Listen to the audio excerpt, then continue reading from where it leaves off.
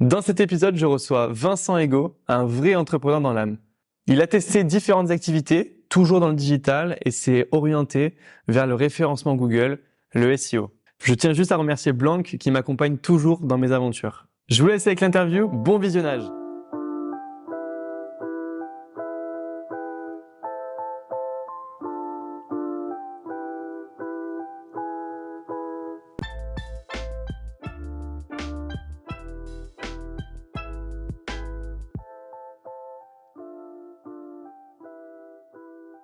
Et on se retrouve avec Vincent. Merci Vincent d'avoir accepté mon invitation. Est-ce que tu pourrais te présenter simplement en quelques mots comme tu te présenterais à ta famille, à tes amis? Salut Max, merci beaucoup pour l'invitation, ça me fait vraiment plaisir d'être ici.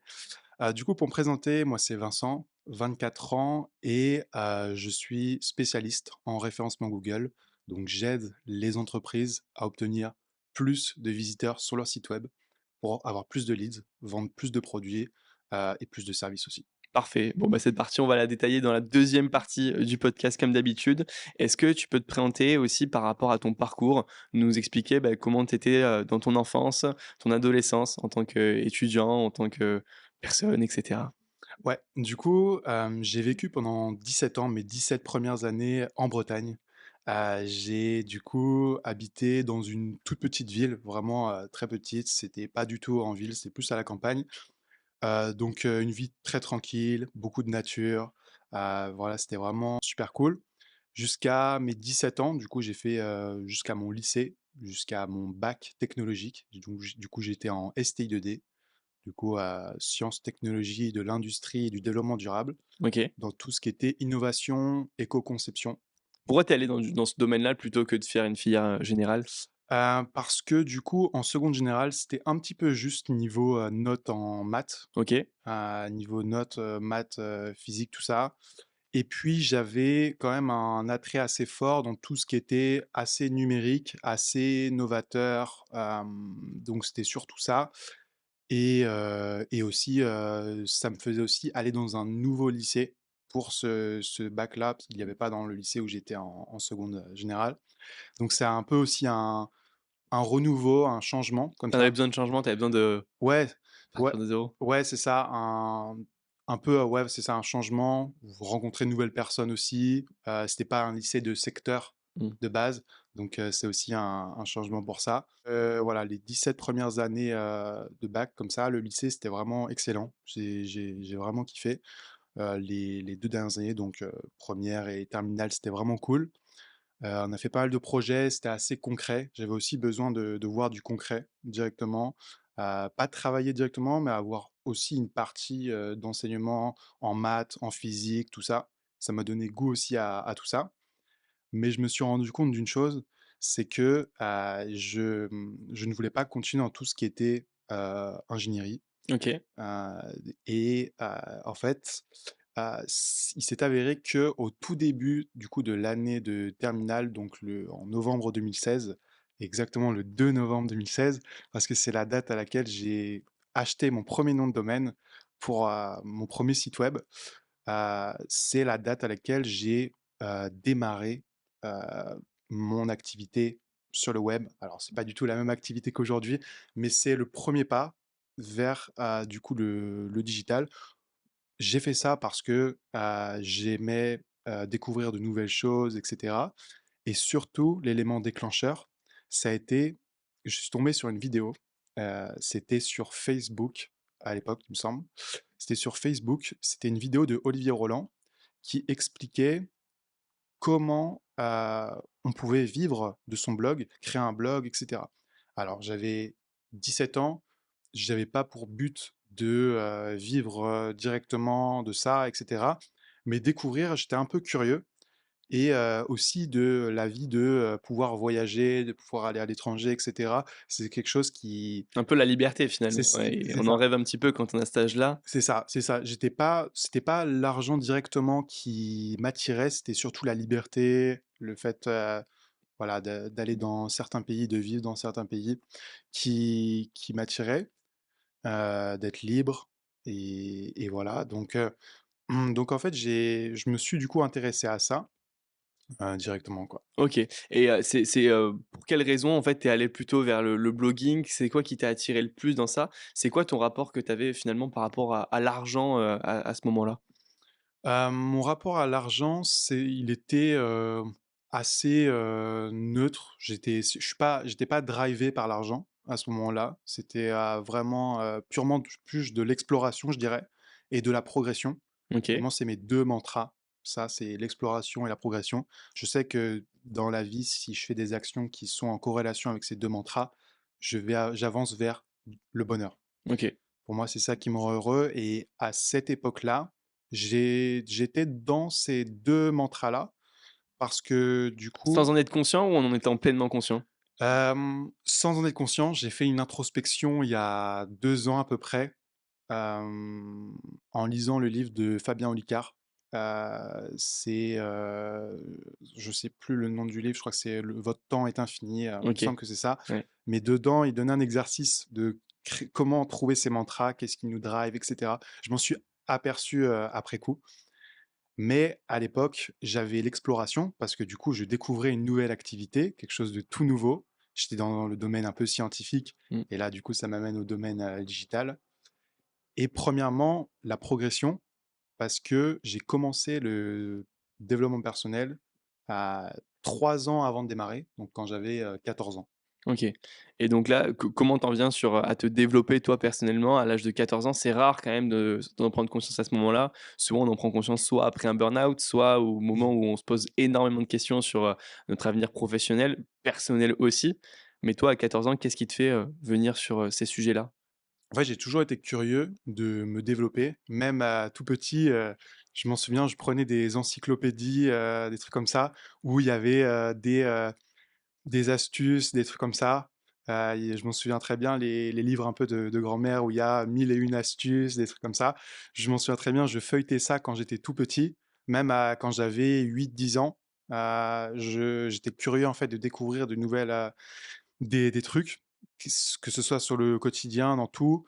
Hem, je m'en souviens, ouais, vers 2008-2010, je regardais des vidéos, YouTube, c'était, très souvent des how to, donc comment faire je voulais, me cultiver sur ça. J'étais hyper intéressé sur ça, donc voilà et après j'ai eu, quelques petits challenges perso, plus, de l'ordre, de la gestion du stress et cetera. Peut-être que c'était au niveau des études et cetera, je sais pas vraiment, la cause, qui m'a amené aussi à me poser des questions, à chercher des solutions aussi pour, me sentir plus relax, plus apaisé en général et cetera et du coup, j'ai commencé à consulter du dev perso, à regarder des vidéos YouTube et cetera et puis, j'en suis arrivé à m'intéresser à tout ce qui est santé, tout ce qui est, liberté émotionnelle, voilà. OK et tu as vu un avant-après sur ta gestion du stress, sur, les bienfaits que ça pouvait avoir sur toi? Ouais, carrément, donc je m'en souviens, c'était en février 2014. J'avais 14 ans et j'ai commencé à me développer là-dessus.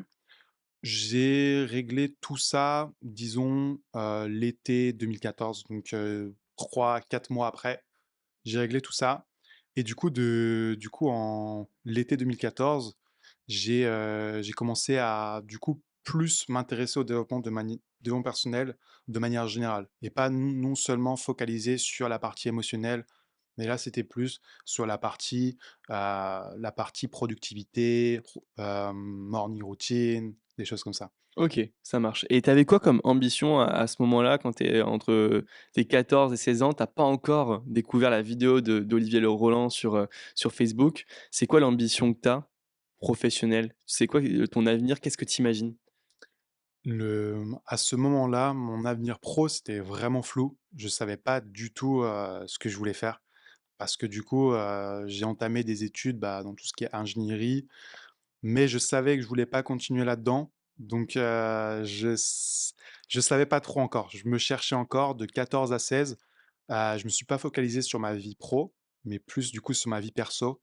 Et là, j'ai fait vraiment 2 années full, 2-3 années full dev perso où j'ai vraiment travaillé sur moi. Hem, beaucoup, beaucoup sur, des techniques mentales de, gestion du stress, des techniques de, productivité, tout ce qui est, ouais, c'est ça, surtout bien-être. Je suis OK, surtout focalisé là-dessus, ouais. ça marche et une fois que tu vois cette vidéo d'Olivier Roland, tu lances ton premier blog, c'est quoi les premiers résultats que tu as? Du coup, j'ai pas eu des résultats positifs immédiatement, c'était hyper, compliqué. Moi, ce que j'ai fait, c'est que j'ai suivi une petite formation d'un autre entrepreneur qui était sous format PDF OK, que, j'ai, acheté en même temps que mon premier nom de domaine et je me suis dit: «Je vais suivre ce guide étape par étape». C'était un guide pour apprendre à bloguer. OK. Donc, à l'époque, c'était, très tourné autour des blogs, tout ça, vivre de son blog, créer un blog, rentable et cetera. Année 2015-2016, c'était ça la mode. Donc c'était quoi? C'était de l'affiliation? C'était de la création de produits? C'était Ouais, il y avait plusieurs, canaux plusieurs sources, plusieurs sources de revenus. Il y avait, la source, sponsoring, donc OK, on pouvait faire des articles invités où on parlait d'une marque sur son propre blog. La marque en question payait le site internet en fonction de son trafic. Plus le site avait du trafic, plus forcément il y avait de visibilité et donc plus on pouvait gagner avec ça. Il y a aussi les revenus en affiliation. À l'époque, c'est des très, OneTPE, ClickBank mmh, comme plateforme d'affiliation et du coup, le graal, c'était de développer ses propres produits, ses propres, produits numériques en l'occurrence. Donc, il y avait plusieurs méthodes pour ça, mais toi j'ai galéré. c'est la dernière option au début, tu as essayé d'autres options après par la suite? Moi, ce que j'ai fait, c'est que j'ai déjà essayé de chercher à développer le site Ouais, avant de le monétiser. Donc développer le trafic du site, un site, où j'ai eu pas mal de soucis. Le premier souci que j'ai eu, c'est, que du coup, bah, pour l'aspect technique du site, j'ai fait quelques erreurs, sur, certains, fichiers du site, qui a fait que j'ai dû recommencer le site ou alors je savais pas vraiment comment bien structurer les pages d'un site et donc, les pages étaient pas du tout optimisées pour se classer le plus haut possible dans Google. Donc j'ai recommencé ça et après j'ai commencé à me former, tout ce qui est, référencement, tout ce qui est, acquisition de trafic, comment avoir du trafic sur son site web. J'ai commencé à me former par rapport à ça et puis ça s'est développé, petit à OK. petit. Tu t'es formé sur cette problématique et finalement, on va en venir après, c'est aujourd'hui ton activité principale parce que tu as eu une frustration, tu as eu un problème à ce moment-là? C'est quoi le déclic où tu t'es dit ou alors juste parce que ça t'intéressait? Ouais, en fait, le déclic que j'ai eu, c'était qu'à l'époque, en 2016-2017, il n'y avait pas vraiment beaucoup de ressources en français sur comment développer un site internet qui fonctionne. C'était très souvent sur des formations en ligne payantes, voilà. Et puis, bah, quand j'avais 17 ans, tout simplement, j'avais pas de budget. Donc, j'ai cherché gratuitement sur YouTube par des vidéos. Voilà, j'avais du temps. OK, J'avais pas l'argent, mais du coup, bah, ce que j'ai fait, c'est que j'ai regardé plein de vidéos, je m'en souviens, c'était, du coup, pour mes premières années d'études, j'ai, du coup, petit à petit, appris, appris ça donc par, différentes vidéos. Ça a pris du temps, j'ai pris des notes et ensuite j'ai appliqué, petit à petit, quoi. OK. Est-ce que tu as eu des premiers résultats positifs à partir, de quel moment? C'était combien pour qu'on se rende compte un peu, en échelle, une Ouais. valeur quoi?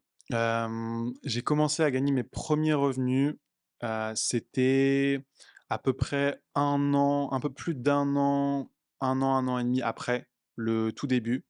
Donc j'avais, à l'époque, du coup, quand j'avais 17 ans, j'ai attendu d'avoir 18 ans pour, trouver une source de monétisation, OK, histoire de créer ma micro-entreprise, être dans les règles et cetera. Donc c'était important, pour ça et je m'en souviens très, très bien. Du coup, ça m'a amené à créer mon premier produit numérique. mmh, Premier produit numérique, c'était en fait des fiches pratiques. J'avais créé 35 fiches pratiques dans, le domaine de mon site web. J'avais une passion à l'époque, c'était tout ce qui était nutrition, sommeil, bien-être, voilà, du coup.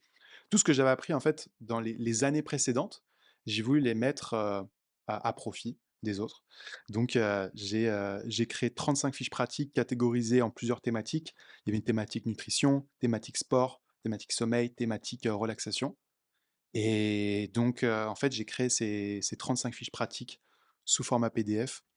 Et j'ai commencé, alors à l'époque, je n'utilisais pas des logiciels comme aujourd'hui pour créer des tunnels de vente, etc. C'était sur WordPress directement, sur mon site, avec des plugins, etc. C'était assez compliqué à tout configurer. Mais du coup, le produit, je l'ai enfin lancé.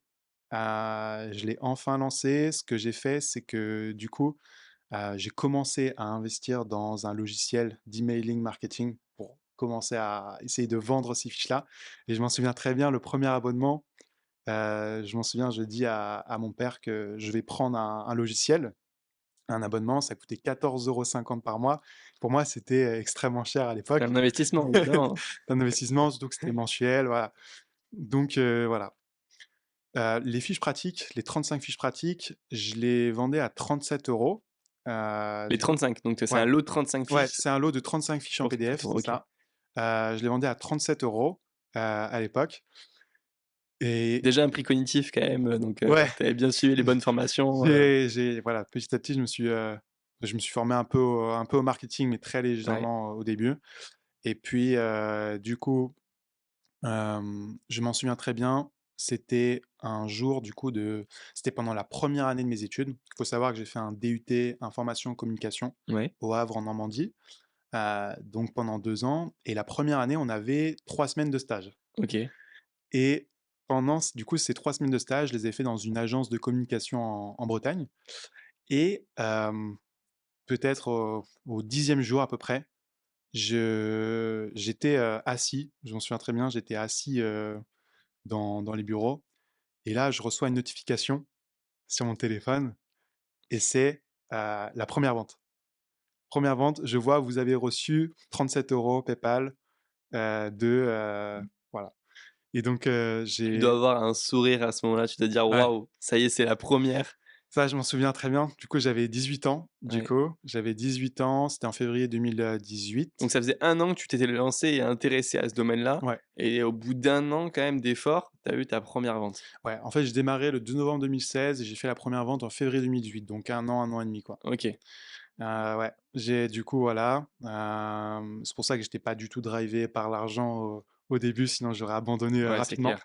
Mmh. C'était vraiment progresser, explorer.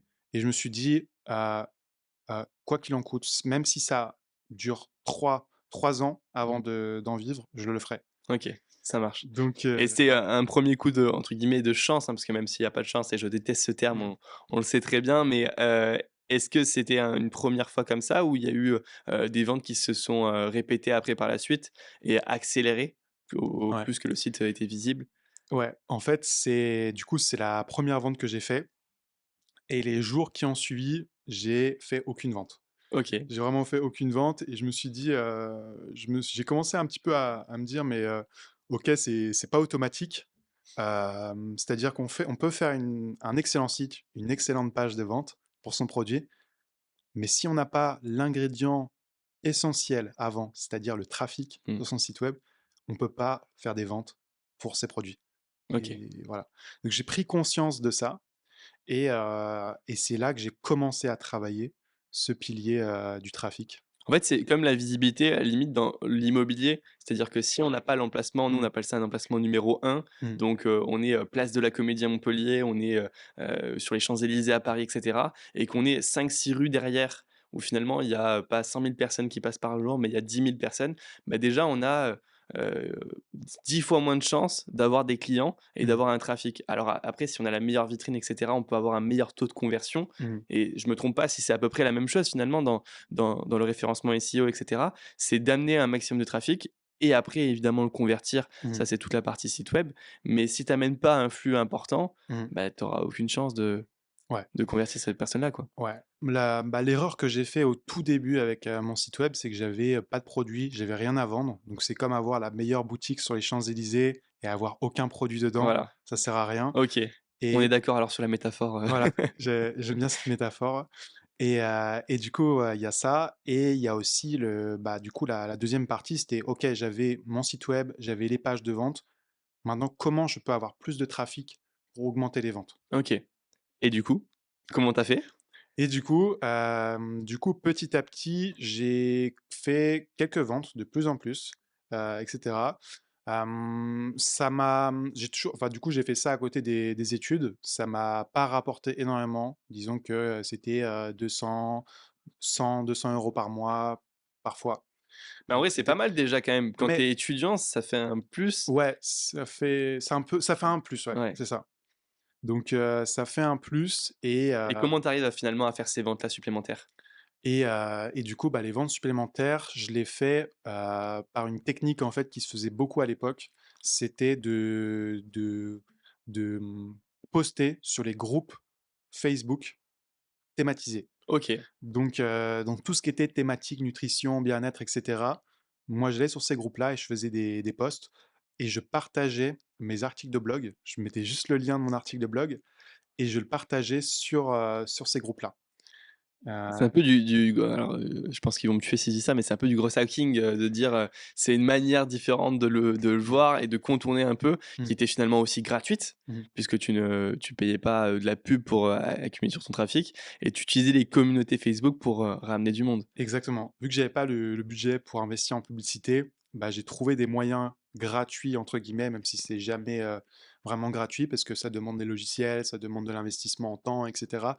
Mais du coup, les 2 moyens gratuits d'attirer du trafic que j'ai trouvé, c'est le référencement Google avec les articles de blog que j'écrivais à la main et deuxièmement, c'était du coup, bah, les groupes Facebook où moi je faisais la promotion de ces articles-là sur les groupes et après, j'avais un système pour convertir en client derrière.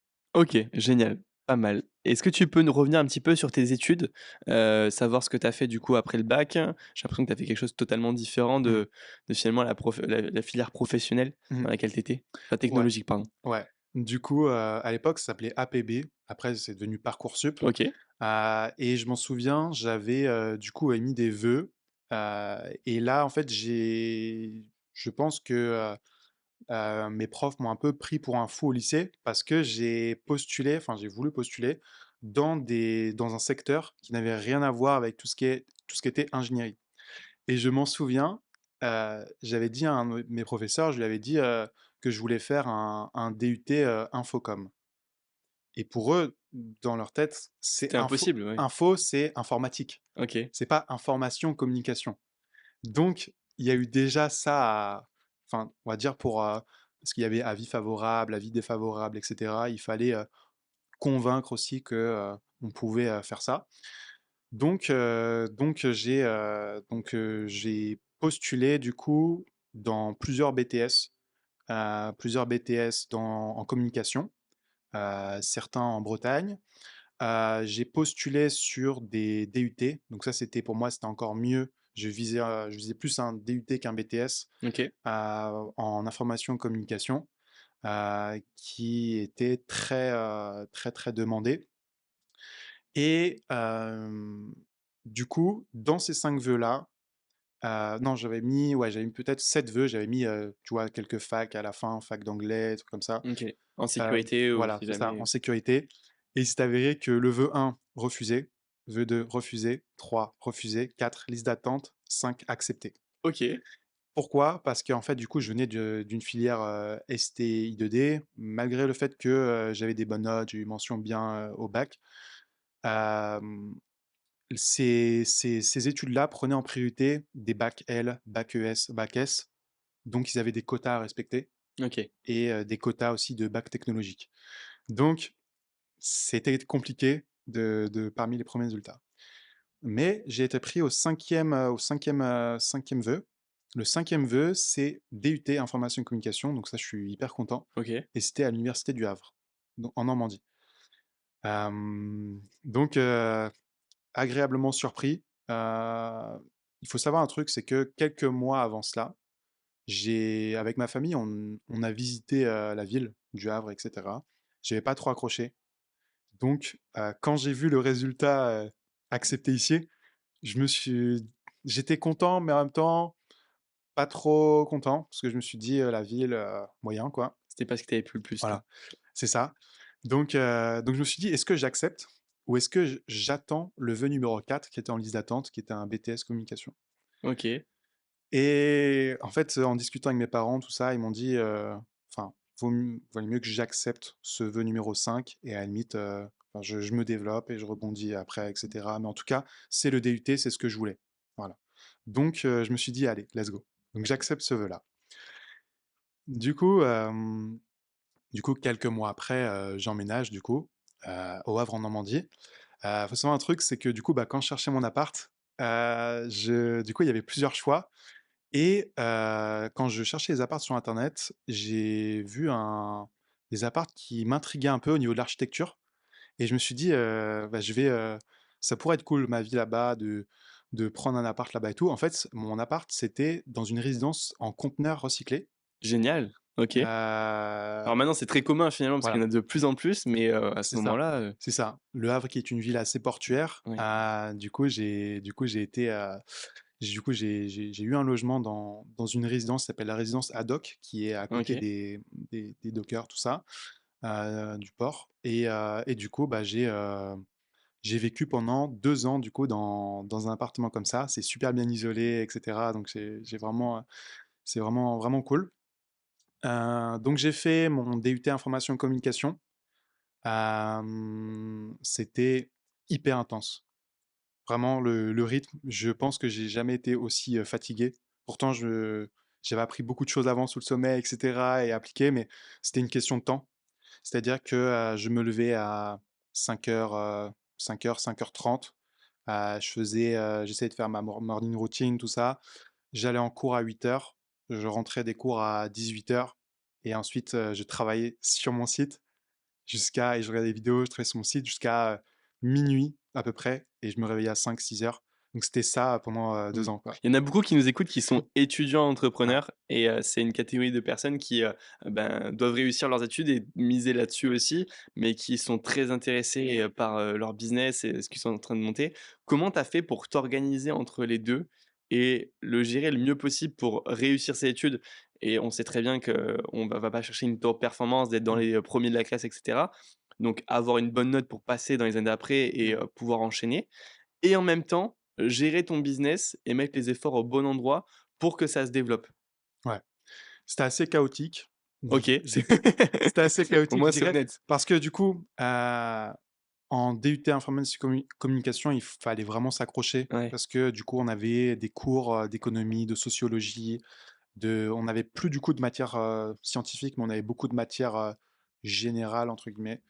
Donc c'était beaucoup de cours en amphi, c'est relié à la fac, donc c'était, vraiment très, très intense et donc c'est il fallait pas sacrifier non plus les notes, mais j'avais pas aussi envie de délaisser mon projet à côté. ouais, c'est ça qui est le plus dur. C'était hyper dur, donc ce que je faisais, c'était que parfois le matin avant d'aller en cours, je travaillais sur mon propre business, sur mon propre site et parfois dans les pauses du midi, je faisais ça aussi et ensuite, le soir, je rentrais directement, et je faisais ça, quoi.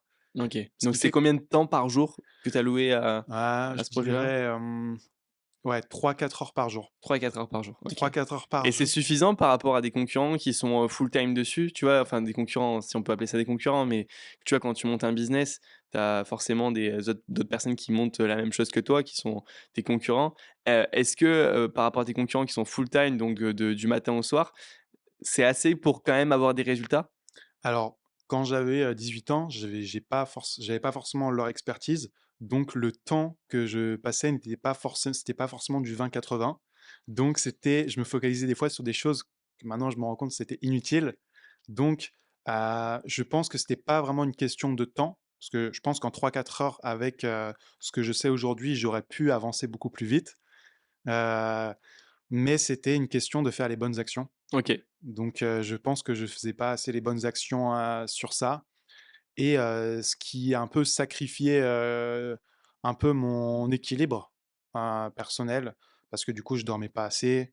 Ça a joué aussi sur mes performances, aux notes, les notes, tout ça. Et je faisais beaucoup moins de sport, voilà. Donc c'était, on va dire, une période de 2 ans assez épuisante, mais où j'ai appris énormément de choses sur mon business, quoi. OK, ça marche et du coup, une fois que tu finis le DUT, qu'est-ce qui se passe? Quand est-ce que tu viens à Montpellier, quoi? Ouais, il s'est passé une phase de vie avant. En Ouais, fait, donc à l'issue du DUT, bon, du coup, je le valide. ouais, Donc, c'est parfait pour ça. Je suis hyper content. Et mon objectif, je le savais déjà au milieu de mon DUT. Donc, à 1 an à peu près, je voulais aller à l'étranger.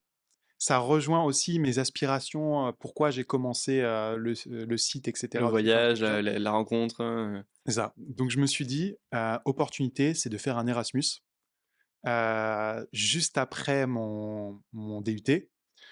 Donc, je regarde un peu les destinations. Il y avait international au Canada, il y avait Espagne, il y avait plus Angleterre parce qu'il y avait le Brexit, donc ils avaient rompu les contrats. Il y avait Allemagne, Italie, et il y avait une destination qui m'intriguait beaucoup, c'était l'Irlande. Et donc, je me suis dit, pourquoi pas l'Irlande? J'ai postulé pour l'Irlande et j'ai été accepté. J'ai été accepté, du coup, dans une université qui s'appelait à l'époque IT Carlow Wexford Campus, donc maintenant qui s'appelle, CETU maintenant.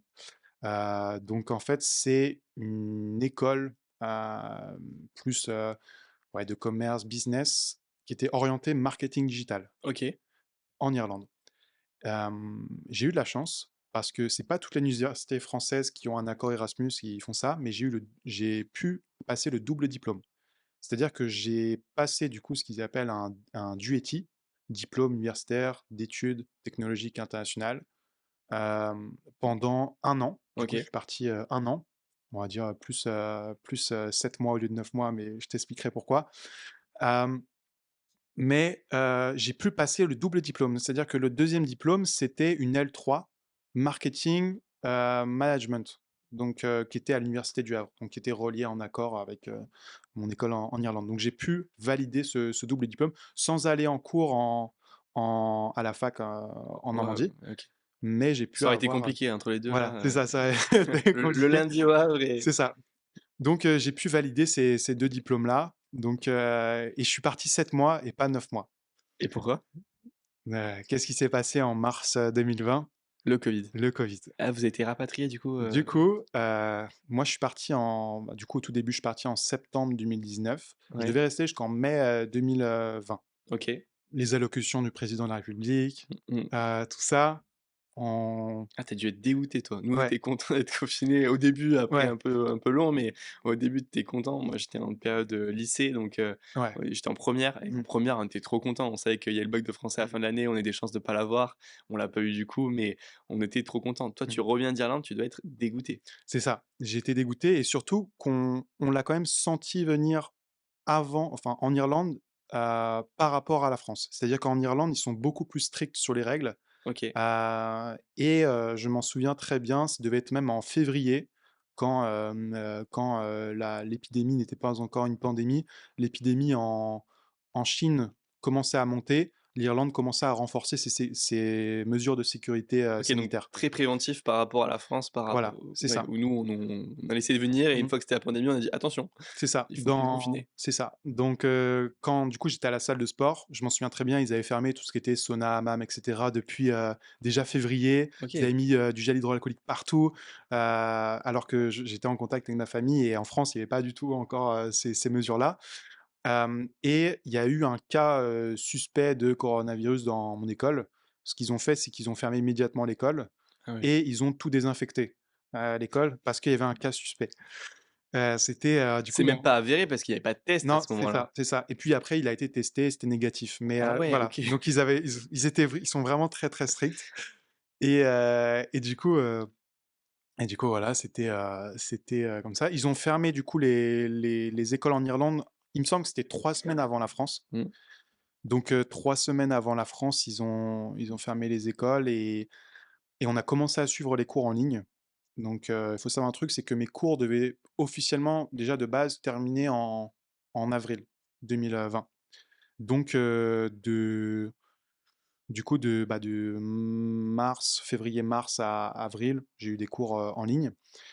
Mais du coup, la pandémie, du coup, s'est accélérée. Je m'en souviens, j'habitais au deuxième étage ça s'appelle la Main Street à Wexford. en face en Irlande, du coup, qui est une ville côtière, ville un peu balnéaire d'Irlande au sud-est de OK. l'Irlande. J'étais en face d'un casino et je m'en souviens très bien des personnes qui attendaient tous les jours devant le casino, qui passaient, qui revenaient, etc. Et là, je suis devant le casino, il y avait un écran géant, je m'en souviens très bien, j'ai encore l'image, et il y avait marqué closed due to coronavirus. Mmh. Donc, en fait, c'est du coup, c'est là que j'ai pris conscience que c'était peut-être terminé, cette aventure. Je m'y attendais pas, j'étais en coloc avec un pote. Et, du coup, je me suis dit, parce que on avait vraiment une vie assez tranquille, assez agréable. On était à 200 mètres de la mer, on avait la salle de sport à 100 mètres à pied, même pas, ouvert de 6 heures à 23 heures, sauna hammam. On avait des restaurants, enfin, des pubs, tout ça. On, on sortait La peut-être belle vie en Irlande, on quoi. sortait une à deux fois par semaine après les cours, tout ça. Génial. Surtout que bah, en Irlande, les cours, c'était, on Mmh. finissait à peu près à 15 heures en moyenne. Ouais, donc On c'est commençait cool. à 9-10 heures le matin. Tu continues à gérer ton business, à distance comme ça? Et du coup, pendant cette période-là, j'ai totalement délaissé mon site. OK. Je pense que j'avais besoin, parce que j'ai trop travaillé, je pense, dessus pendant les 2 années précédentes et j'avais pas eu d'excellents résultats. En plus, tu avais qu'un site, tu en as pas eu plusieurs? À l'époque, j'avais qu'un site. OK, ça À marche. l'époque, j'avais qu'un site et je me suis dit: «Je vais profiter à fond du voyage, profiter à fond de l'expérience, faire des nouvelles Mmh. connaissances». Et voilà. Donc c'était purement social, linguistique, culturel, et non plus business, pro, comme les 2 années OK. passées. Donc du coup, il y a le Covid, Ouais, tu rentres en France, ouais, tu es rapatrié en France, du coup, je rentre chez mes parents. Je suis un peu déprimé parce que c'était quand même une très belle aventure pendant 7-8 mois. C'est là que j'ai commencé aussi le sport.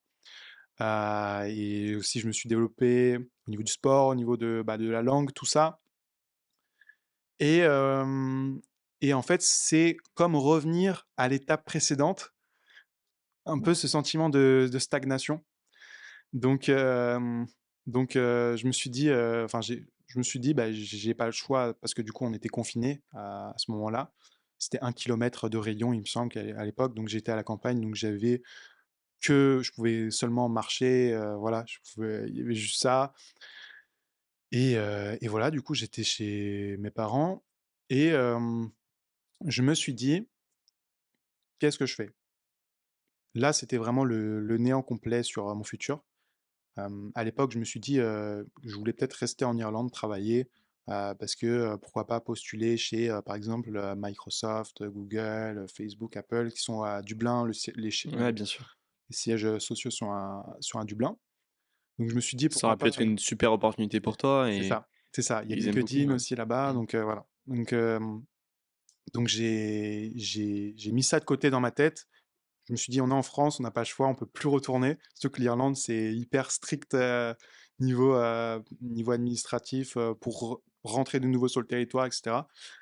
Donc je me suis dit: «OK, je sais pas combien de temps va durer le covid, mais j'ai fait ma licence, j'ai le master, je vais continuer le master». Je pense, le meilleur moment, j'ai rien à perdre. J'avais pas du tout de notoriété, vraiment j'étais pas du tout, j'avais pas du tout de notoriété dans une thématique, et cetera. Donc je me suis dit, «OK, je vais, commencer du coup à me développer moi-même», et c'est là que j'ai commencé à créer mon site vincenthugo.com. OK, et Ouais, sur ce site-là, qu'est-ce que tu vends? Qu'est-ce que tu fais, ouais. Faut savoir un truc, c'est que l'été 2019, donc juste avant que je parte en Irlande, j'ai Aurélien Macker, qui est le CEO de System.io, donc qui Ouais, est un logiciel de création de tunnels de vente, et cetera. Il m'envoie un message sur Instagram. Du coup, il me dit, enfin, il voit mes pages, et cetera, mes pages de vente, tout ça. Ça lui a plu. Et il m'a dit, est-ce que je pourrais travailler en freelance pour des clients? Parce qu'il faut savoir, c'est que System.io, dans une de leurs formules, ils ont 1 heure de coaching compris, compris du coup avec l'abonnement. Et donc il m'a dit, est-ce que tu pourrais coacher un client en freelance et tu prendrais X% de commission sur le coaching. OK. Moi, j'avais, du coup, bah, c'était juste avant l'Irlande, je me suis dit, pourquoi pas? Donc j'avais déjà ce pied dans le freelancing en accompagnement et c'était un accompagnement en marketing numérique. Donc comment créer une page, un tunnel de vente, etc. Et donc j'avais déjà ce statut auto-entrepreneur. Du coup, depuis mes 18 ans, où là où j'ai commencé à déclarer mes revenus avec les fiches pratiques, etc. J'avais déjà ce statut auto-entrepreneur. J'avais l'ACRE à l'époque sur ça. Donc je me suis dit, ok, j'ai mon statut, j'ai mon expertise en marketing digital, il manque juste un truc, c'est mon site web pour promouvoir mon activité de service. À l'époque, je me qualifiais de consultant en marketing digital, en web marketing. Ce qui aujourd'hui, je trouve absurde. Parce que du coup, ça veut tout et rien dire. C'est hyper vague. Au Euh, moins, tu pouvais tout faire finalement à ouais, travers. c'est ça. Je pouvais tout faire, mais je m'en souviens, j'avais mis sur mon site que je faisais des tunnels de vente, je faisais du référencement, je faisais de la publicité, je faisais de la rédaction, Tout. enfin, je faisais tout.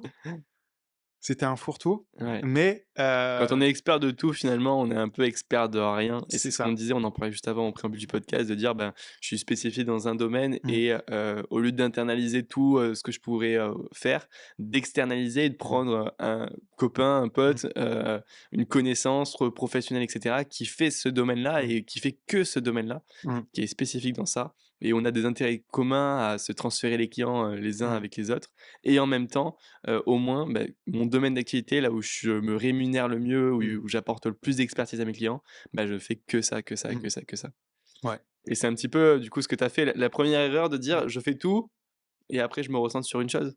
Ouais, c'est ça. En fait, je me suis dit, déjà, quand j'ai commencé bah, tout ce qui était digital, tout ça en 2016-2017, c'était très commun d'être généraliste. OK, Très commun. Donc, dans ma tête, je me suis dit, c'est comme ça qu'il faut faire. C'est-à-dire d'être généraliste et d'essayer de prendre un peu tous les clients, quoi, toutes les demandes qu'on avait dans le marketing digital. Alors, il s'est avéré que du coup, bah, c'était pendant la période du Covid. ouais, Bah, les demandes digitales augmentaient, etc. Donc, c'était la meilleure période pour se lancer. OK, Et j'ai commencé à avoir des contacts. Alors, comment j'ai eu ces contacts? C'est parce que j'ai commencé à publier sur LinkedIn en avril, du coup, 2020. OK.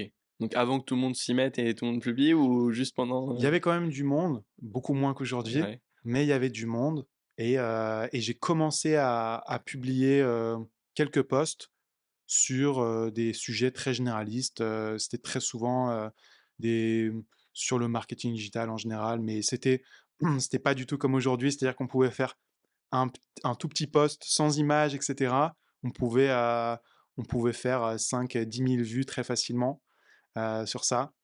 Donc commencé à avoir un petit peu de notoriété. J'avais créé mon premier Calendly, mon premier calendrier de réservation de rendez-vous en ligne et j'ai commencé à avoir mes premiers rendez-vous. Et en fait, je me suis rendu compte d'une chose, c'est que être généraliste, c'est la pire chose. Parce que du coup, on attire des clients qui ont des besoins, enfin, qui viennent de n'importe où, qui sont pas du tout qualifiés, qui n'ont pas de besoins vraiment précis. Et au final, c'est pas du tout plaisant de travailler avec ces personnes-là. Donc, on va dire du coup, pendant cette période-là, j'ai fait quelques missions, mais c'était pas fou, quoi. OK, ça marche. Et à partir de quel moment tu te spécialises dans le SEO? En fait, il faut savoir un truc, c'est que vu que je voulais continuer mon master, heu, j'ai commencé à chercher une école. Je voulais faire une école plus spécialisée digitale. OK, Et un ami en Irlande m'avait parlé du coup, bah, de l'école, ce que j'ai fait, donc Digital Campus. Et à Digital Campus, il y avait une option, c'était contenu de marque, contenu vidéo. Et à l'époque, c'était hyper à la mode, du coup, il y a 2-3 ans, cette thématique-là. Donc je me suis dit: «Pourquoi pas postuler là-dedans?» Et c'était du coup en alternance. Du coup, je me suis dit: «Beh, je vais chercher une entreprise partout en France», parce qu'il y avait il y a des digital campus un peu partout en France. Je vais chercher une alternance et commencer à, en fait, mon objectif, c'était de développer ma notoriété et d'avoir ces 2 ans pour travailler sur mon projet pro, pour ensuite être indépendant. Je savais que je voulais OK, être indépendant avant ces 2 ans-là. avant de commencer. Voilà. Et donc, en fait, j'ai postulé un peu partout. J'ai postulé dans des entreprises de data à Bordeaux, d'autres à Nantes, d'autres à Paris, à Marseille. Et il y a une boîte qui m'avait fait de l'œil à l'époque. Ça s'appelait Prospecting? Wapi Prospecting. Ouais, Prospecting, c'est le logiciel. L'entité juridique, c'est Wapi. OK. Et du coup, j'ai postulé. J'ai vu que c'était assez cool, l'ambiance, etc. Donc, j'ai postulé. Premier entretien, j'ai été sélectionné sur CV. Enfin, non, je crois pas qu'il y avait CV, lettre de motivation, c'était juste un mail. Je me souviens, c'était juste un mail au début où je présentais ce que je faisais, etc. Et du coup, premier entretien, ça se passe super bien avec le SEO manager. Ça se passe super bien. Deuxième entretien, là j'ai été pris au deuxième entretien, c'était avec du coup le CEO de Donc toi, l'entreprise. non? Donc toi non, Georget, c'est Qui est ça. passé dans le podcast d'ailleurs, Ouais. il y a quelques semaines, quelques mois maintenant même et qui est génial. Le CEO Mm. donc de Wallaxy après puisque Prospecting est devenu Wallaxy Mhm. et donc du coup, dès le deuxième entretien, il te dit: «On te prend?» Il me dit pas qu'ils me prennent, mais que c'est en bonne voie et qu'ils aimeraient que je vienne à Montpellier voir un petit peu l'ambiance, etc. OK. Moi, je suis en Bretagne, donc venir à Montpellier, au début, je me suis dit, oula. Mais je me suis dit, c'est sûrement nécessaire parce que ça me permet aussi de voir l'entreprise et surtout pour eux aussi. De te rencontrer. Ouais. Donc, c'est ça. Donc, et là, Toinon me dit, euh, euh, tout ce qui est billets d'avion, tout ce qui est Uber, hôtel, etc., tu m'enverras tout. Voilà, tu m'enverras tout comme ça. Ils prennent tout en charge. Donc ça, c'était vraiment super, super sympa. Donc je m'en souviens très bien, je suis parti du coup de chez moi à 9 heures du mat jusqu'à l'aéroport à Nantes. Donc j'ai 3 heures de route déjà jusqu'à l'aéroport. Mmh. C'était l'aéroport un des plus proches. Donc 3 heures de route. Je vais avec ma voiture. Je, hum, je prends l'avion. J'arrive à Montpellier, totalement nouveau parce que du coup, je suis jamais vraiment allé dans le sud avant. Ça y est, tu J'ai toujours découvert vécu, le j'ai soleil, toujours vécu dans le nord, la Bretagne, belle vie, Normandie, Irlande, voilà. Et du coup, je suis arrivé dans le sud et, en fait, du coup, je suis arrivé à l'hôtel, tout ça, et la rencontre chez Prospecting, c'était le lendemain matin. Donc, le lendemain matin, je découvre Prospecting, qui était vers le nord de Montpellier. Donc, c'était au Tripostal à l'époque. OK. Tripostal vers la Péronie, tout ça. Donc, j'ai commencé du coup, j'ai vu un petit peu ce qu'ils faisaient, etc. Et je trouvais ça vraiment cool. Je trouvais ça vraiment cool. Tu peux parler un petit peu du produit qu'ils vendaient? Ouais, du coup, Prospecting, c'était du coup une extension Google Chrome qui permettait de relier cette extension à son compte LinkedIn pour envoyer des invitations automatiquement, des séquences de messages. C'est comme un logiciel d'emailing en fait, mais relié à LinkedIn. Donc, le but, c'est de développer son réseau beaucoup plus vite, Mmh. d'avoir des Trouver des messages, clients, trouver des clients, voilà. exactement. Donc ça, et du coup, le business model, c'est sur abonnement. Donc, c'est tout simplement, il n'y avait pas d'abonnement gratuit à l'époque, mais c'était 14 jours gratuits au début, et ensuite, il y avait des abonnements, voilà. En fonction du forfait que tu voulais C'est prendre, ça, premium et cetera. c'est ça, c'est ça. OK. Donc, en fonction du forfait, et voilà. Et le besoin qu'il y avait à l'époque sur ce poste d'alternance, c'était le besoin de SEO. Il y avait une personne qui gérait le SEO et ils avaient besoin de renfort, voilà, de renfort pour cette partie-là. Le site avait déjà à peu près 300 visiteurs par jour en SEO, voilà, sur le site. On Euh, s'en rend compte, c'est beaucoup, c'est pas énorme, c'est c'est ça dépend, ça ouais, dépend, mais c'est déjà une bonne base, c'est OK. déjà pas mal. Donc c'est déjà pas mal, sachant que c'est pas uniquement cette source de trafic qui apportait le MRR, donc le revenu récurrent Mmh. mensuel que générait Prospecting. Il y avait aussi les réseaux sociaux qui jouaient aussi, ils utilisaient leur propre outil aussi pour Eh trouver des oui, clients aussi sur, forcément. sur, sur LinkedIn. Il faisait aussi du Google Ads, donc la publicité sur les recherches Google. Voilà. Donc c'était surtout ça et ils avaient besoin de renforts en SEO. Je rentre chez moi, j'étais épuisé, le lendemain. Je suis resté que 24 heures sur Montpellier et là, je reçois un message, une notification, sur mon téléphone et je vois que du coup j'ai été, accepté. J'ai été accepté donc là je suis super content. Heu, Tu eu un bon feeling avec l'équipe, avec c'est ça, toute c'est l'entreprise? ça, très bon feeling avec l'équipe. Je sentais qu'il y avait pas de pression. Dans mes expériences passées, j'ai pas senti de pression non plus, quand j'étais en agence, web marketing durant mes stages.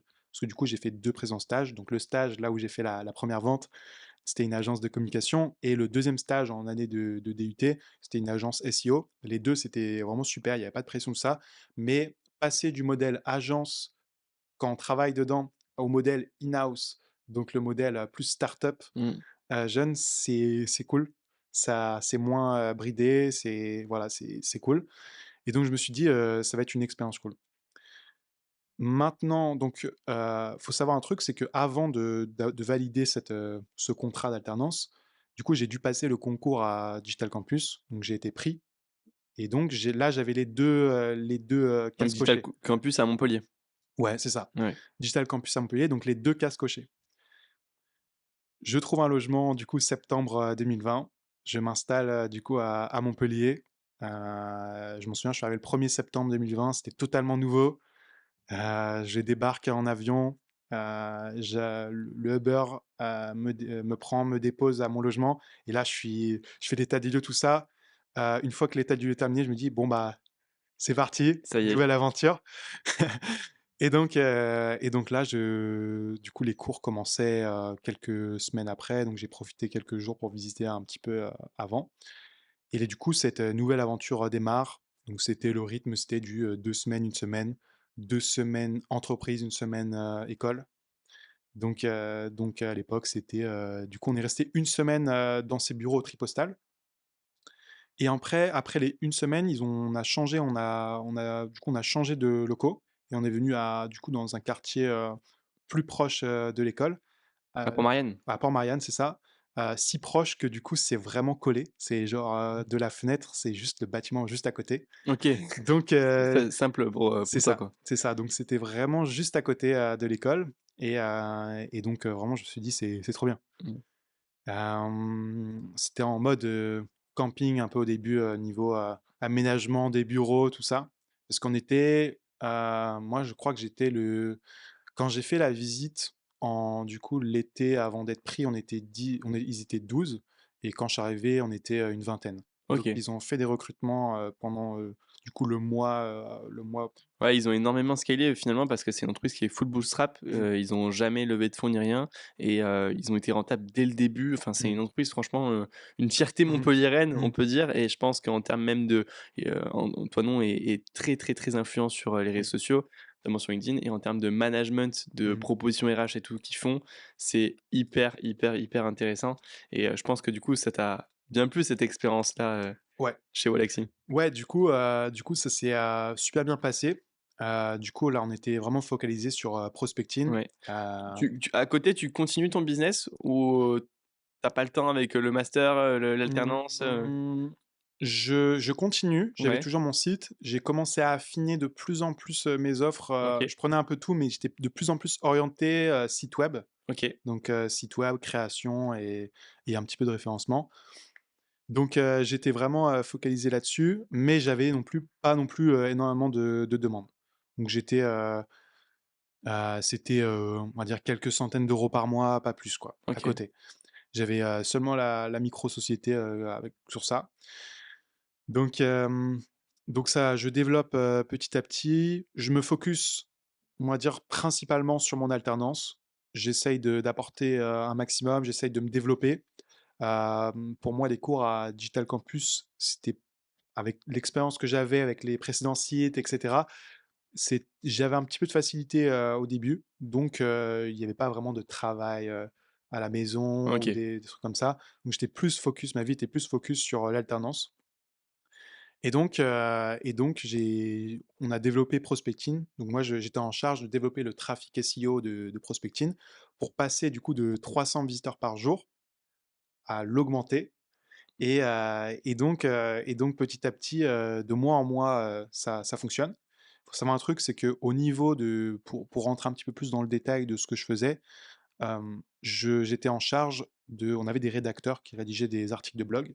J'étais en charge de les optimiser après rédaction, en post-prod. J'étais en charge de les optimiser pour le référencement naturel, pour les algorithmes des moteurs de recherche, et ensuite de les publier. Et donc, en gros, pour bien comprendre, pour ceux qui n'ont jamais fait de SEO, etc., les optimiser, ça veut dire quoi? Ça veut dire changer des mots, changer des tournures de phrases, raccourcir le texte. C'est quoi Ouais, optimiser optimiser un article? optimiser un contenu, en fait, l'optimisation d'un contenu va tourner autour d'une expression clé. Une expression clé, c'est ce que les personnes marquent sur Google. Donc, vont taper dans la barre de Ouais. recherche. Par exemple, il y a des personnes qui vont marquer qu'est-ce que la prospection LinkedIn? Ok. Ça, qu'est-ce que la prospection LinkedIn? C'est une expression qui est marquée. Donc, s'il y a cette intention de recherche-là, nous, on va créer un contenu qui va répondre à cette intention de recherche-là. Donc, on va créer un article de blog sur qu'est-ce que la prospection LinkedIn, par Ok. exemple. Donc, un mot-clé égale un contenu. Les rédacteurs étaient en charge de créer le contenu purement informationnel Mm. sur ça. Et moi, je suis en charge en fait d'optimiser, c'est-à-dire de optimiser ce qu'on appelle la balise title, c'est la phrase en bleu qu'on voit sur les résultats de Google. Ok. Les deux, trois lignes qu'on voit en dessous s'appelle la métadescription, donc c'est optimiser ça pour pour accrocher un peu le regard, faire cliquer. Donc j'optimisais déjà ces deux éléments-là et j'optimisais le contenu pour les algorithmes. Donc c'est le placement de certains mots-clés stratégiques dans le texte, etc. Ce qui fait que je fais un contenu qui plaît aux utilisateurs et je fais un contenu qui plaît aux robots. Ok. Donc, pour mettre en avant finalement et remonter C'est ça. ton article le plus possible. Et c'est quoi la stratégie que vous mettez en place? C'est faire beaucoup d'articles? Comment ça se passe un petit peu? Ouais. Au tout début, du coup, j'étais le deuxième arrivé dans la team SEO. Ok. Au tout C'était début, Amandine du coup qui gérait ouais, la c'est team ça, SEO? c'est ça. C'était Amandine, la première personne dans la team. Qui est assez connue sur LinkedIn par C'est la ça, loutre. c'est ça. Finalement, elle se C'est fait appeler comme ça. c'est ça, la loutre du SEO, c'est ça, le Doliprane du SEO. Et donc, j'étais la deuxième personne à arriver. On a travaillé, du coup, on a collaboré ensemble sur toute la partie SEO de prospecting. On rédigeait nous-mêmes les articles au début. Et après, petit à petit, on a commencé à prendre des rédacteurs qui rédigeaient de plus en plus des contenus. Et après, on a développé. Donc la stratégie, c'était de publier. Au début, on publiait peut-être 1 à 2 articles par semaine. On les optimisait. Et on avait aussi une stratégie de relations presse. C'est-à-dire Ok. qu'on allait sur des grands sites, on faisait des articles sponsorisés, on faisait du sponsoring.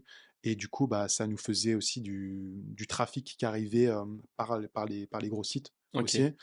Donc on avait ça, ce qu'on appelle dans le jargon, on appelle ça du netlinking. Donc c'est ça. Donc on faisait la création de contenu, recherche de mots-clés. Donc on recherchait des nouveaux mots-clés sur lesquels nos compétiteurs étaient classés, mais pas encore nous. Donc on recherchait des mots-clés là-dessus. Il faut savoir un truc, c'est que en France, euh, on était au niveau du marché de prospecting, on était assez bien classé. Il me semble qu'on était facilement numéro un dans tout ça. Mais les plus gros concurrents sur lesquels nous regardaient, c'était aux États-Unis. Il y a eu des concurrents vraiment beaucoup plus mastoc aux États-Unis. Donc, on s'inspirait de ce que ces logiciels-là faisaient aux États-Unis et on l'a implémenté sur le marché français. Et on a été précurseur sur le marché français grâce à ça, quoi. Ok. Et du coup, quand tu quittes Wallaxy au bout de ces 2 années d'alternance, vous avez quoi comme résultat? Parce que tu nous parlais donc de 300 visiteurs par jour Mm. sur le site internet Ouais. grâce au SEO. Et à la fin? Et du coup, moi, je suis du coup Prospecting qui est devenu Wallaxy Oui. en mai 2021, non 22. Ouais, c'est ça, mai 2022. Donc, on fait le l'edge du coup entre Prospecting et Wallaxy. Et moi, je suis parti du coup à la fin de mon alternance en juin 2022 du coup, et on était à 8200 visiteurs par jour.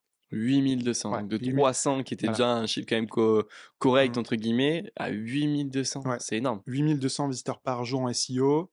C'est quelle part du chiffre d'affaires? Je sais pas si c'est des données Euh, confidentielles, mais Nous, on a multiplié, je sais pas si je peux dire tout ce qui est résultats, etc. Mais nous, on a multiplié par 10 au moins le chiffre d'affaires par le par SEO. les SEO. Ok, Ouais. ouais, donc c'est énorme. Donc, on a multiplié par 10 le SEO. Donc, on a fait un travail du coup de référencement. Hmm. Au début, on a visé que le marché français en termes de référencement. Et après, ce qu'on a fait, c'est que tous nos articles, on s'est dit, on a une super base en français. On avait plus de 100 articles en français. On s'est dit, mais pourquoi pas euh, publier ces articles-là dans d'autres langues, Ok, les traduire. Donc c'est là qu'on a utilisé du coup l'API de DeepL. Donc DeepL qui est un logiciel pour traduire un traducteur. Il y avait une API du coup qu'on a relié au site et qui nous permettait de traduire en un clic les contenus en français vers n'importe quelle langue. ok. Et du coup, c'était déjà optimisé en termes de SEO, malgré la traduction? Alors, oui et non, c'est-à-dire que on avait déjà des super contenus en français qui étaient bien classés, donc on s'est dit on a déjà une belle optimisation. Mais d'un côté, non, parce que les expressions dans d'autres langues changent. Exactement, c'est pas les mêmes. Les Ouais. expressions recherchées sont pas littérales, traduites littéralement, elles peuvent varier un petit peu. Donc c'est là qu'il fallait qu'on repasse un petit peu sur les contenus à la main après. Ok, ça marche. Et donc c'est toi qui t'en occupais aussi, avec Euh, cette expérience un peu anglophone. Est-ce que tu avais des bonnes capacités pour t'en occuper? je m'en suis occupé un petit peu, mais du coup, Wallaxy avait recruté entre-temps d'autres personnes, Ok, d'autres rédacteurs, et il y avait des natifs hispanophones et oui. des natifs anglophones. Donc c'était surtout C'était eux bien meilleur qui, que. Ok, qui checkaient. Donc, ils ont checké ça. Et puis du coup, on a développé le blog en 12 langues.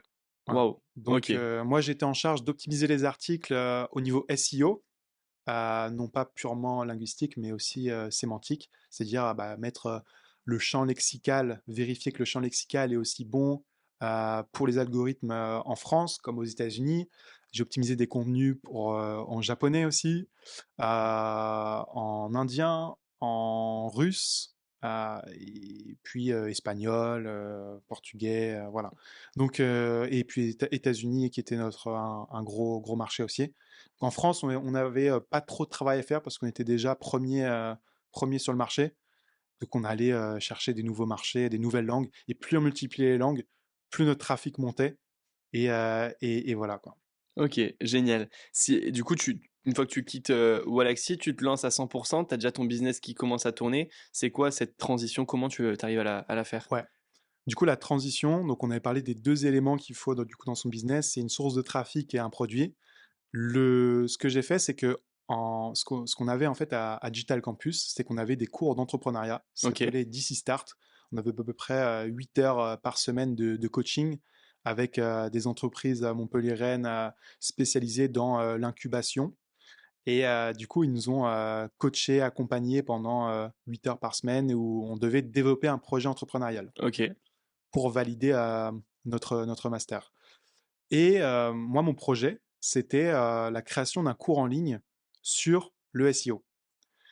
Donc ça, c'était mon premier projet que j'ai démarré en 2021, courant 2021, et du coup, en parallèle du coup de mon alternance et de l'école, j'ai commencé à essayer de le vendre, essayer de vendre ce cours-là.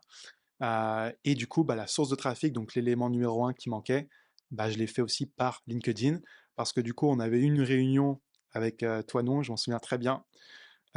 C'était courant 2020-2021. Il nous avait dit, écoutez, LinkedIn est en train de monter. Moi, ce que je vous propose, c'est qu'on publie tous sur chacun de notre côté sur LinkedIn. On fait ce qu'on appelle du LinkedIn Advocacy. Donc, chaque employé a une thématique, un sujet précis, et on fait que de publier dessus. Ça va faire la promotion de la boîte, hmm. mais ça va aussi faire la promotion de notre personal branding. Si jamais on veut quitter la boîte après ou De vendre créer une d'autres. communauté C'est finalement. ça, Hmm. créer une communauté. Donc, moi, je commence à publier dans tout ce qui est SEO.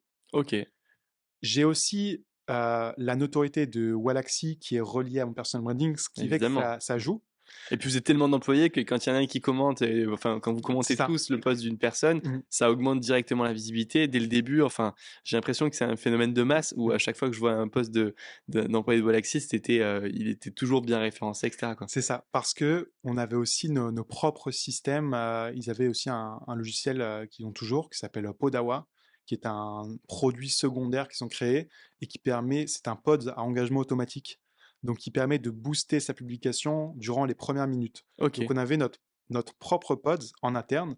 Tous les salariés de Wallaxy réagissaient automatiquement à la publication. ok, Et il faut savoir un truc aussi, c'est que dès qu'on programmait le post, dès qu'il était publié, il y avait une notification Slack qui était envoyée sur le Slack général de l'entreprise, sur du coup le groupe de communication instantanée, avec le lien du post et on engageait directement dessus. les gens à commenter, etc. Ok, Mm. hyper intéressant. Et donc cette transition-là, tu continues à être auto-entrepreneur, à donner des conseils sur la partie SEO? Bah, en fait, plus je publiais, Oui, plus j'avais des demandes. ok. Plus j'avais des demandes de même de services, d'accompagnement. Et je leur disais tout simplement que, bah, avec l'alternance, etc., j'avais pas le temps de gérer leurs projets. Parfois, il y avait des très grosses boîtes parisiennes qui me contactaient. Ils me disaient, j'aime beaucoup ce que tu fais. On a suivi ta formation en ligne. Elle est excellente. Et maintenant, on voudrait un accompagnement, que tu nous accompagnes, etc. Il y en a beaucoup, je leur ai dit bah, que j'allais quitter Wallaxy après et que je pouvais les prendre en client après. Il n'y a pas de problème. Mais du coup, j'ai refusé pas mal de demandes en service. Et c'est aussi l'une des raisons pour lesquelles j'ai lancé du coup un deuxième cours en ligne qui là était spécialisé sur WordPress. Donc une deuxième formation en ligne. Ok, La première formation était spécialisée optimisation de contenu parce que c'était mon job chez Wallaxy. Donc c'était juste sur ça. La deuxième formation, c'était comment développer son trafic sur WordPress parce que c'est ça que mhm, j'ai fait chez Wallaxy. Donc ça, c'est le deuxième cours que j'ai créé.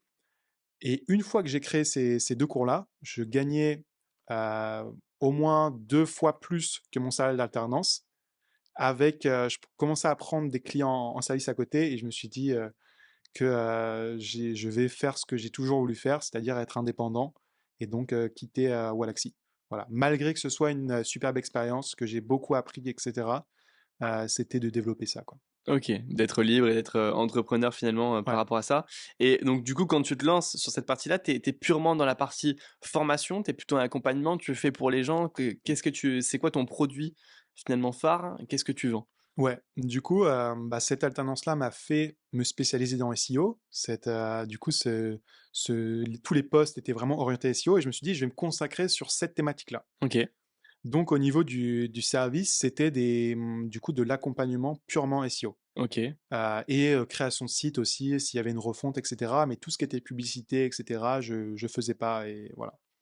Donc, ça, c'était vraiment mon accompagnement phare.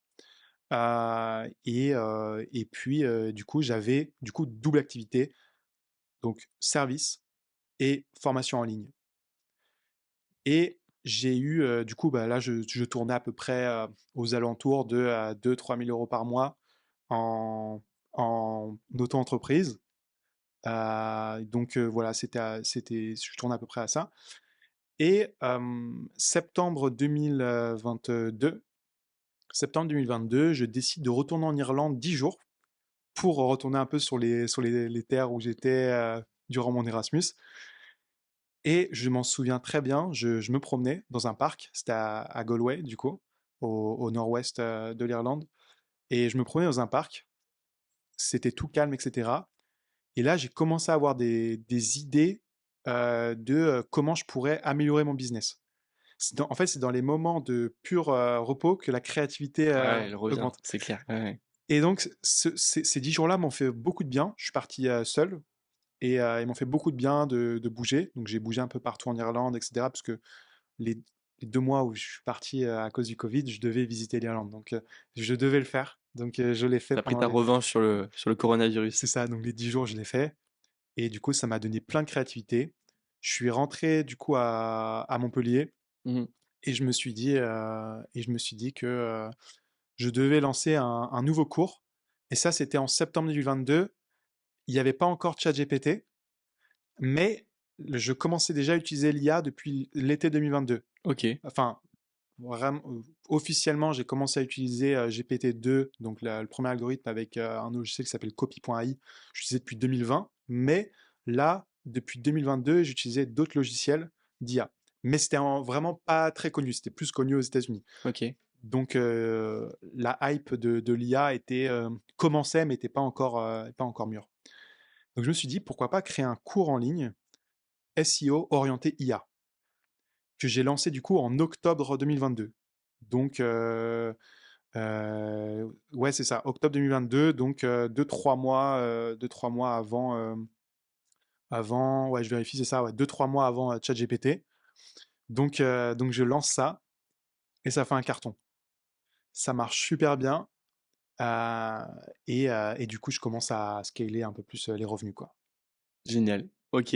Et du coup, tu as vraiment donc ton business de formation. Est-ce que tu peux nous parler de chiffres, de combien tu arrives à vendre par mois, Mhm, quelle marge on peut dégager? Parce que mhm, forcément, si on est sur la prestation où les marges sont les plus exceptionnelles, mhm. est-ce que tu peux nous parler de tout ça, de comment tu le montes? Ouais.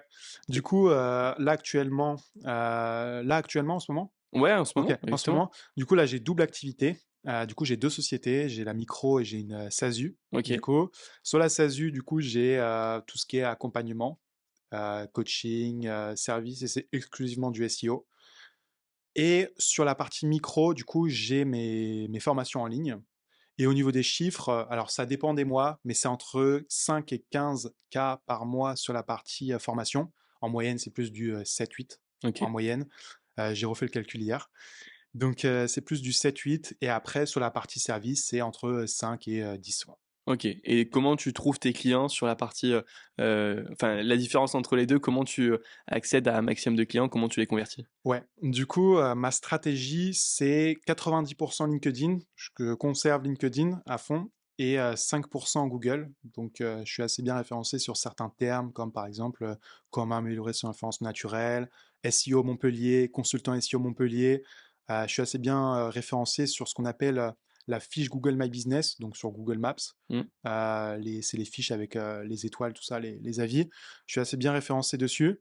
Donc, je trouve des clients sur ça, du coup, pour souvent du service, des entreprises qui parfois ne me connaissent pas, viennent souvent de Google, et des entreprises me connaissent par LinkedIn. Ce qui se passe, c'est que c'est soit des personnes, du coup, qui m'ont suivi depuis plusieurs années, qui ont vu mon parcours chez Walaxy, Prospecting, et qui là ils veulent travailler avec moi, Ok, ou soit c'est des personnes qui ont suivi, du coup, mes formations SEO, et qui maintenant veulent aller plus loin parce qu'ils ont eu des résultats et maintenant ils n'ont plus vraiment le temps de gérer ça et ils veulent le déléguer. ok, Donc voilà. Je tiens à dire aussi qu'il y a eu un switch aussi au niveau de mes formations. Du coup j'avais et entre-temps j'avais fait une formation de ChatGPT, donc au final ça me faisait 4 formations. J'ai eu un souci de marketing, je ne savais plus comment marketer, du coup une formation, une autre, etc. C'était trop éparpillé dans la tête des gens, 4 formations, laquelle suivre, tu vois.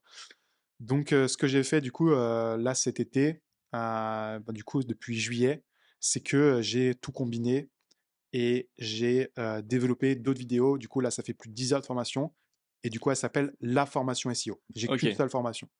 Qu'un seul produit. Et finalement, est-ce que en ayant un monoproduit, ça marche pas mieux, ça perd moins les gens, il y a un meilleur taux de conversion peut-être? J'ai multiplié au moins par 3 les résultats de manière stable, avec le monoproduit. Ok, Parce que du coup, le marketing est beaucoup plus ciselé sur un seul produit. Le personal branding est beaucoup plus du coup pointu là-dessus. Et surtout, le prix est plus musclé aussi. Donc le prix, là actuellement, il est aux alentours de 500 euros, alors que les formations avant étaient entre 29, 299 et 60 euros. Ce qui fait que là, j'ai un panier d'achat beaucoup plus haut et mon marketing est beaucoup plus fort sur ça. Et puis voilà. Donc, et est-ce que tu as c'est ça. l'impression que, tu vois, c'est une vraie question par rapport au prix. Moi, je suis en accompagnement dans quelques jours, donc je me fais accompagner par Benjamin que tu connais Ouais, bien, avec qui on se fait un qu'on accompagnement salue, ouais. pour Ouais, exactement. On lui enverra le podcast avec grand plaisir. J'espère qu'il l'écoutera. Ouais. Un accompagnement pour aider les entrepreneurs à investir dans l'immobilier. Mmh. Est-ce que tu as l'impression que le prix, tu vois, le prix était difficile à mettre en place? Moi, j'ai beaucoup réfléchi, j'ai parlé avec beaucoup de personnes. On s'est mis d'accord finalement avec Benjamin sur un montant qui nous paraissait le mieux. Mais on a l'impression que plus on est bas en termes de prix, moins on attire forcément les clients qu'on aimerait avoir en qualité de client. Et plus finalement on a des bons retours Mmh. sur des personnes qui finalement passent à l'action parce qu'elles ont payé un prix assez important et du coup cognitivement elles se disent bah go quoi, je vais passer à l'action Mmh. et je vais prendre la chose au sérieux. Mmh. Alors qu'avec une formation à 29 €, j'avoue que moi j'en ai acheté 4-5 à 29 €, je pense que j'en ai pas fait une quoi. Mmh. Une formation, tu vois, ça m'a jamais je me suis jamais transcendé en me disant vas-y j'ai payé ce montant là donc je Mmh. vais y aller quoi. C'est ça. En fait, plus l'investissement, est élevé, lorsqu'on investit, plus on est engagé. Et ça, je l'ai vu en fait quand du coup je suis passé du coup du modèle à 29 € au modèle à 500 euros. C'est qu'à 500 euros, je voyais que les barres de progression de la formation des participants étaient beaucoup plus avancées. J'avais même beaucoup plus de feedback, beaucoup plus de retours que la formation à 29 euros. Et aussi, parce que du coup ma formation, elle est payable en une fois, deux fois ou quatre fois. Et je vois très bien que les meilleurs clients, ce sont ceux qui payent en une fois et les clients qui, on va dire, me prennent beaucoup d'énergie, beaucoup plus de temps, ce sont les clients qui ont payé en 4 fois et très souvent aussi qui bloquent certains paiements au bout de la première, deuxième mensualité parce qu'ils veulent juste accéder au produit à la première mensualité et bloquer après quoi. Voilà. Voilà, ça c'est très fréquent, ça arrive à beaucoup d'infopreneurs. Je travaille dans les mêmes bureaux que Laurine Bemer, donc la Mm. meuf en rouge. Et elle, c'est pareil. On discute très souvent sur des stratégies, comment on peut faire pour diminuer ce taux d'attrition. Donc, on est en train de travailler sur ça.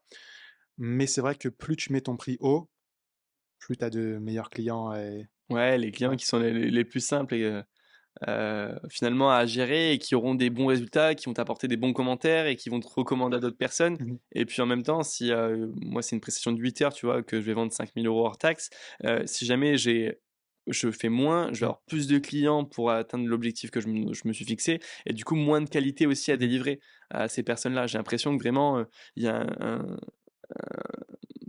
enfin un point à donner entre Mhm. tout pour que ce soit parfait, pour Mhm. que le résultat pour le client soit optimisé. Mhm. Finalement, on peut payer 2 fois moins et le client qui ait 0 Mhm. résultat et ça c'est quelque chose qui n'est pas possible. Le Mhm. but final, c'est que ton client ait le résultat qu'il veut. Ouais, c'est ça. Donc il y a ça à travailler, mais aussi, moi j'ai essayé de monter le prix encore plus. Ouais, Il faut aussi regarder la data. Moi, je regarde beaucoup la data, les taux de conversion, combien de visiteurs sont arrivés sur la page, combien ont converti. C'est très bien de vendre plus cher. Je me dis que c'est très bien, mais du coup, si ça fait moins de ventes au final, du coup, c'est moins accessible pour les personnes. Il faut aussi que ça rentre aussi dans la croissance du chiffre d'affaires. Donc, il faut faire un mix entre je ne dévalue pas trop mon produit, mon service. Je respecte mes valeurs, ma valeur. Euh, et en même temps, je propose un produit qui ne craque pas l'élastique du prix. Tu OK, vois. ouais, Moi, ouais. je vois le prix en fait comme un élastique où plus tu le grossis, et à un moment, il y a un point de rupture où l'élastique craque, et c'est le prix maximal. Et après, tu sais que ça va beaucoup moins vendre ou c'est trop Ça va être cher. trop cher, OK, Voilà. ça marche. Écoute, j'ai un cas concret là pour terminer, le podcast, pour clôturer.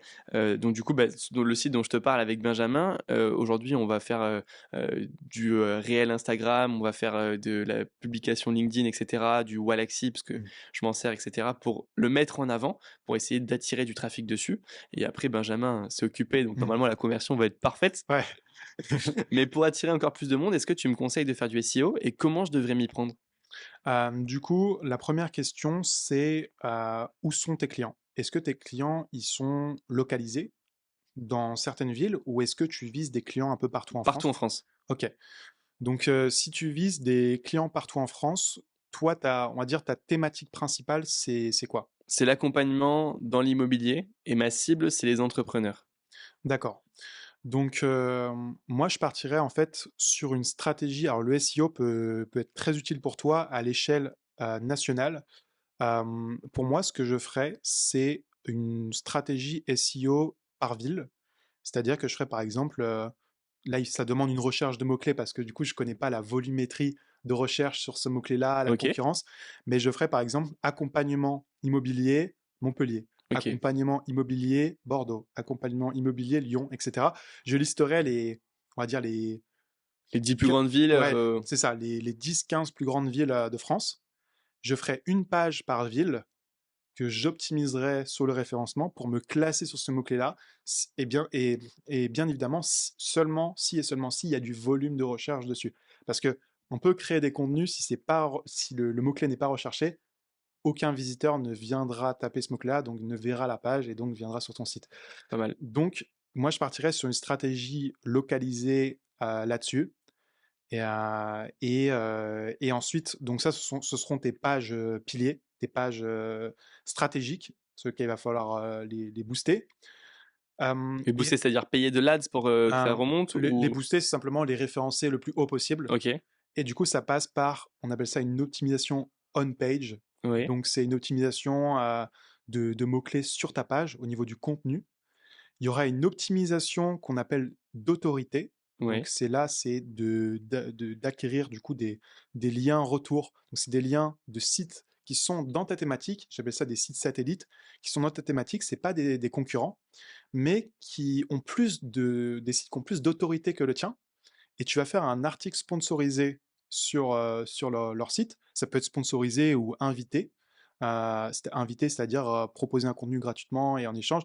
Ça se fait de moins en moins, mais très souvent, les sites demandent de sponsoriser. Du coup, de faire un article sur leur site et de mettre un lien qui redirige vers ta page à booster. Et donc, Google va lier l'autorité du site A vers le site B et va apporter ce qu'on appelle du Google Juice. ok, Et donc, ça va booster du coup, le PA, ce qu'on appelle le PA, c'est le Page Authority. Voilà. Donc, ça va te permettre du coup, de propulser ta page. Et voilà. et faire des articles de blog dans cette thématique-là, entre guillemets, pour après à ramener sur le site internet, est-ce que c'est intéressant ou aujourd'hui ça fonctionne pas forcément? Alors, les articles de blog fonctionnent bien si et seulement si ils sont bien maillés. Maillé, qu'est-ce que ça veut dire? C'est tout simplement avoir une cohérence dans ton parcours utilisateur. Est-ce que ton utilisateur, quand il arrive sur ton article de blog, est-ce que c'est cohérent avec les autres pages de ton site? Ok, Quand tu fais un lien interne de cet article de blog vers une page, est-ce que c'est cohérent pour l'utilisateur? Donc, moi, ce que je te recommande, par exemple, si tu vises, par exemple, accompagnement immobilier Montpellier, c'est de faire des articles sur, par exemple, euh, quels sont, euh, quels sont les prix d'un accompagnement immobilier à Montpellier, ou faire un accompagnement immobilier à Montpellier. ok, En fait, c'est faire du coup, les 5 W. Donc c'est surtout du pourquoi, pourquoi, comment, ouais, etc. ok.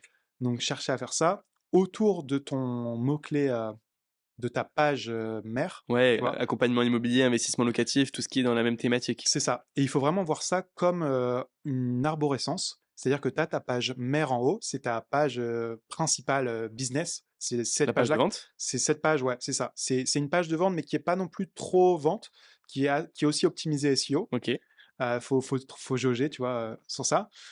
Et donc, c'est ta page qui est en haut de la pyramide. Et juste en dessous de cette page-là, tu vas avoir des articles qui vont être autour, qui vont satelliser autour de ta page et qui vont faire un lien vers ta page mère. Et donc, des liens internes de tes articles vers ta page mère vont booster ta page mère. En plus des articles sponsorisés que tu vas faire, qui va apporter de la notoriété vers ta page mère. ok. Donc, waouh, c'est quand même assez puissant de ce qu'il y a à mettre en place, C'est ça, mais en même temps, c'est logique. J'ai l'impression, enfin, tu vois, c'est je ça. connais pas le SEO, mais c'est vraiment logique dans l'ensemble des choses à mettre en place. C'est Ok, ça, c'est logique. Et du coup, bah, dans ton cas précis, c'est du coup investissement immobilier ville 1, la page 2, c'est investissement immobilier ville 2, etc. ouais. Et à chaque fois, pour chaque ville, tu vas avoir des pages, des articles de blog qui vont être reliés Mm. autour de cette page-là. Et ça, on appelle ça un cocon sémantique. Ok, Donc, un cocon sémantique, c'est une architecture en silo, comme ça. avec du maillage interne qui permet de booster Mmh. les pages, quoi. Et comment faire face dans l'immobilier, il y a une concurrence qui est énorme, Mm. surtout sur j'imagine ces mots-clés-là, etc. Comment faire pour les dépasser? Est-ce que tu as des petits hacks de dire, bah voilà, moi dans mon domaine, pour quelqu'un qui est, je sais pas, dans la chaussure ou dans la food, il a du mal à dépasser finalement ses gros concurrents. Mm. Est-ce que tu as des petits hacks Ouais. pour arriver à être mieux référencé? J'ai un client dans l'immobilier en Corse qui est spécialisé dans du coup l'achat d'appartements neufs en Corse. Ok, Et lui, il est vraiment spécialisé dans une thématique de l'immobilier. Moi, j'ai pas trop de connaissances dans tout ce qui est immobilier, tout ça, mais je sais que se spécialiser là-dedans, ça lui permet aussi d'avoir moins de concurrence. oui, Et nous, la stratégie, ce qu'on fait, c'est que sur ce site-là, en SEO, c'est qu'on fait, du coup, il y a une page, exactement comme je t'expliquais, il y a une page, c'est appartement neuf Bastia, appartement neuf Ajaccio, et on a ciblé comme ça les 10-15 plus grosses villes de Corse. Et à chaque fois, pour chaque ville, on fait des articles qu'on va mailler vers le programme immobilier de chaque ville, ok, tu ça vois, marche. avec toutes les offres dessus. Et donc, quand une personne va mettre, par exemple, programme immobilier Bastia, eh ben, il va tomber sur la page qui va être bien référencée parce qu'elle aura été bien boostée au niveau autorité. Il y a un bon contenu et surtout, ça répond à l'intention de recherche. Donc, faut quand même être le plus ciblé possible. C'est bien d'être ciblé parce que du coup, il y a moins de concurrence, évidemment. Ok. Surtout Donc, dans un domaine où il y a beaucoup de concurrence. c'est ça. Et donc, plus tu vas avoir de la concurrence dans un domaine, et c'est notre cas, par exemple, quand j'étais chez Wallaxy, ce qui était prospection, surtout quand on arrivait sur le marché américain, Hmm. comment percer le marché américain sur le domaine prospection, Ouais, c'est clair. c'est balèze. Donc, là, il y a un moyen de le faire, du coup, c'est d'augmenter à fond la notoriété de ton site. Ok. Et pour augmenter la notoriété de ton site, il n'y a pas de secret, c'est de faire un maximum de liens de très bonne qualité, de sites plus puissants que ton site vers ton site. Donc ça demande un budget sponsoring Ouais. plus élevé. Et donc, plus ta thématique est concurrentielle, plus ton budget va être forcément élevé. Ok, super. Bah, écoute, merci Vincent. J'ai deux dernières questions à te poser pour clôturer le podcast. Est-ce que tu aurais un conseil à donner à un entrepreneur qui nous écoute aujourd'hui, peu importe le domaine, un conseil qui t'a, toi, vraiment aidé, que ce soit en rapport avec le SEO ou pas, un conseil qui te vient en tête là maintenant? Ouais, c'est de ne pas faire la même erreur que j'ai fait au tout début en 2016, c'est-à-dire de chercher à tout faire par moi-même et du coup de devoir recommencer, de reculer, d'avancer, de reculer, donc de stagner. Moi, je vous conseille vraiment de vous informer sur le sujet. Si vous voulez faire du SEO, donc si vous n'avez pas forcément le budget de vous faire accompagner, vous avez peut-être du temps et donc mettre ce temps à profit pour vous informer. Il y a des livres qui sont très bons dans le domaine, il y a des formations aussi, il y a du coup des vidéos sur YouTube, des interviews, etc. Il y a plein aussi de posts LinkedIn de qualité, sur Twitter aussi, de commencer à s'imprégner du sujet et l'idéal pour moi, c'est de suivre une méthode qui t'accompagne étape par étape vers, pour vraiment gagner du temps sur ce qui marche vraiment. Donc ça, c'est surtout ça. Et ensuite, je dirais, deuxième conseil, c'est en SEO, vu que c'est de la data, il faut utiliser des logiciels SEO, mais pas besoin d'investir énormément d'argent sur des logiciels SEO. Logiciel que j'aime bien recommander, qui coûte vraiment pas cher, c'est Ubersuggest, Ok. donc qui est un logiciel, On le mettra dans la fiche pratique qui est juste en dessous du podcast. c'est ça, Ubersuggest, qui est un logiciel qui permet d'analyser de faire son étude de mots-clés. Et je tiens à dire aussi un conseil, c'est qu'on fait jamais de SEO sans faire d'étude de mots-clés au préalable. C'est comme quand on lance un business, c'est comme faire une étude de marché. On lance jamais un produit, un service sans faire une petite étude de marché express. Bah là, c'est la même chose. On analyse les mots-clés, on analyse la concurrence. On fait du coup une arborescence de toutes les pages qu'on doit créer sur un site. Donc l'arborescence dont je t'ai parlé pour ton cas précis, Ok. ça, il ne faut pas hésiter à le faire quand on veut démarrer une stratégie SEO. Et ensuite, c'est créer les contenus et après optimiser, optimiser, optimiser. On fera jamais un SEO parfait au début, ça c'est sûr, mais en apprenant, on apprend aussi en faisant des erreurs. Donc, il ne faut pas hésiter à faire des erreurs aussi dessus et donc de grandir avec ça. Génial. Merci Vincent. Où est-ce qu'on peut te contacter si on veut échanger avec toi pour parler de SEO ou de toutes les thématiques dont on a parlé dans le podcast? Du coup, vous pouvez me suivre sur LinkedIn. Je fais du coup pas mal de posts, de conseils actionnables, etc. sur LinkedIn. Donc, vous pouvez me suivre sur LinkedIn. J'ai aussi créé une checklist totalement gratuite pour apprendre à optimiser un contenu. Donc, c'est 22 étapes à suivre étape par étape pour optimiser un contenu. Et j'ai aussi une masterclass gratuite d'une heure pour apprendre les bases du SEO.